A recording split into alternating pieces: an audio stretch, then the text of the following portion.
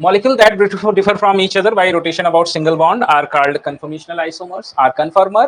इसके बारे में हम लोगों ने पहले भी डिस्कशन कर लिया, पहले स्लाइड पे भी हम लोगों ने डिस्कशन कर लिया था कि कन्फर्मर होता क्या है।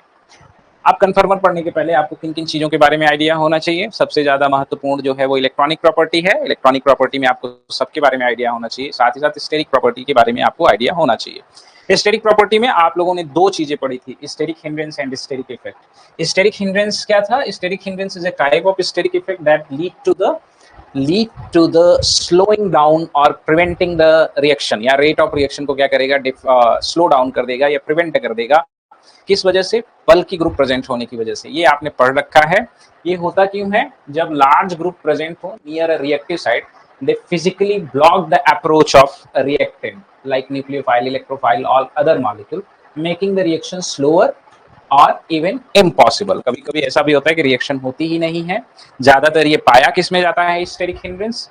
इंटरमॉलिक्यूलर रिएक्शन में ज्यादा इंपॉर्टेंट होता है, क्योंकि इंट्रामॉलिक्यूलर में भी होता है, बट इंट्रामॉलिक्यूलर में चूंकि दो साइट्स जो रिएक्शन में पार्टिसिपेट करती है वो बहुत पास पास होती है, तो बहुत इंपॉर्टेंट रोल नहीं प्ले कर पाता जितना इंपॉर्टेंट ये इंटरमॉलिक्यूलर रिएक्शन में प्ले करता है। स्टेरिक हिंड्रेंस आप सब के सब लोगों ने पढ़ा है, why it happen, where it happen, ये सारी चीजें, ठीक है, कहाँ पे होता है, किस में होता है। उसके बाद जो हम पढ़ते हैं, एक आप क्या पढ़ते हो, स्टेरिक इफेक्ट। स्टेरिक इफेक्ट के बारे में भी हम लोगों ने डिस्कशन किया था।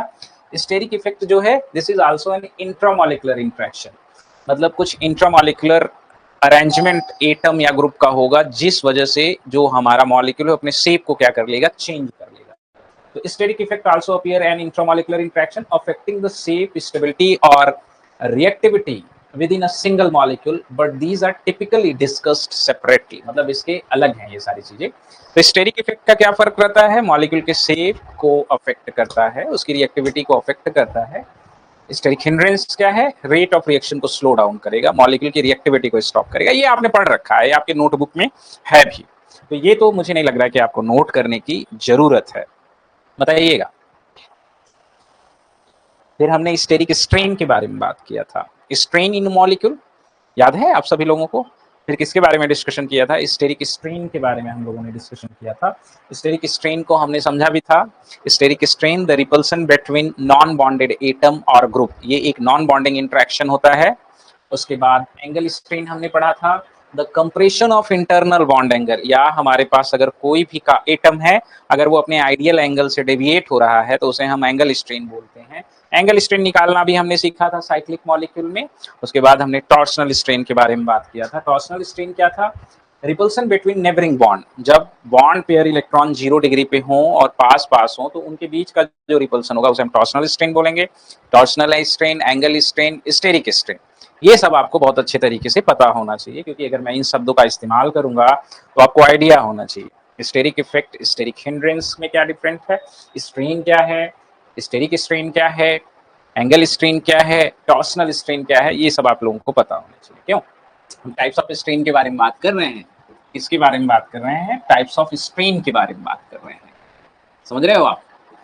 सही तो है, याद है ना, भूले तो नहीं ना हो।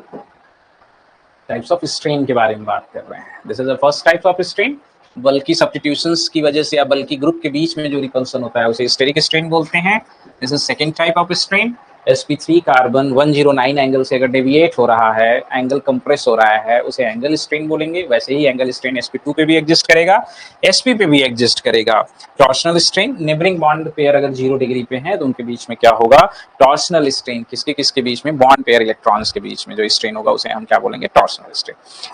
इन सारी चीजों के माध्यम से, इन सारे नॉलेज के आधार पर, इन सारे ज्ञान के आधार पर ही हम किसी भी मॉलिक्यूल की इंटरनल एनर्जी के बारे में डिस्कशन करेंगे कि उस मॉलिक्यूल की इंटरनल एनर्जी क्या है, पोटेंशियल एनर्जी आप जिसे कहते हो। वो पोटेंशियल एनर्जी किसकी ज्यादा है, किस कन्फर्मर में मॉलिक्यूल ज्यादा स्टेबल है, किसमें कम स्टेबल है, इनके बारे में डिस्कस करेंगे। कन्फर्म है ना?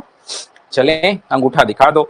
इन सारे शब्दों में अगर किसी को किसी भी तरह का कोई संदेह हो तो निसंदेह वो पूछ सकता है, अन्यथा आगे की चीजें आप सभी लोगों के लिए मुश्किल हो जाएंगी। तो आप लोग पूछ सकते हो, अगर किसी को कोई संदेह है तो वो पूछ सकता है, अन्यथा आप अपने अंगूठे दिखाइए और हम आगे चलेंगे।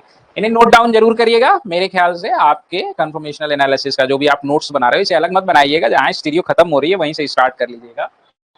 सेकंड पार्ट आप पढ़ रहे हो, ठीक है, ताकि आप सभी लोगों के लिए सही रहे, क्लैरिटी है, ये तो याद हो जाए।